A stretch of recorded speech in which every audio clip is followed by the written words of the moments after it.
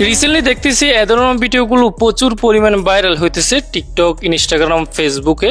এ ধরনের ভিডিওগুলো বানানো খুবই ইজি, খুবই সহজ। আপনার একটা ছবি দিয়ে এরকম মেয়ে ক্যারেক্টার অ্যাড করতে পারবেন সেই ছবির মধ্যে ভিডিও আকারে। সো এ ধরনের ভিডিওগুলো কিভাবে তৈরি করবেন খুব সহজে। তো এ ধরনের ভিডিওগুলো বানানোর জন্য আমাদের কোনো অ্যাপসের প্রয়োজন হবে না। আমরা কোনো একটা ব্রাউজারে ঢুকে এ ধরনের ভিডিওগুলো ক্রিয়েট করতে পারবো।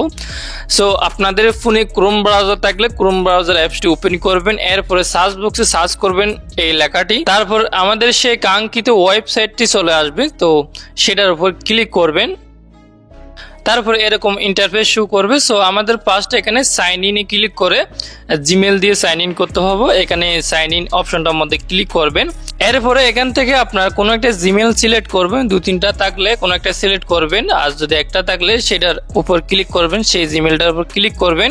এরপরে কন্টিনিউ অপশন আসলে সেই লেখাটার উপর ক্লিক করবেন, তারপর আপনার জিমেলটা লগ ইন হয়ে যাবে সেখানে। তো এরকম পপ আপ আসলে এখানে গট ইট বা করসে ক্লিক করে দিবেন। ওকে, এখন আমাদের সাইন ইন করা সাকসেসফুল। এরপরে আমাদের এখানে ভিডিও বানানোর জন্য এখানে প্লাস এই ফটোর আইকন যে অপশনটা আছে এই আইকনটার মধ্যে ক্লিক করবেন। এরপরে গ্যালারি থেকে আপনার একটা ছবি অ্যাড করবেন, ভালো কোয়ালিটির একটা ছবি অ্যাড করবেন।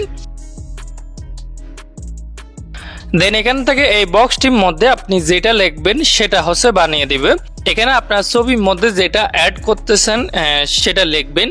বাংলা লিখলে হবে না, ইংলিশে লিখতে হবে। যদি ইংলিশে লিখতে না পারেন আপনি এই বাংলা দিয়ে ট্রান্সলেট করে এখানে ইংলিশ পেজ করবেন।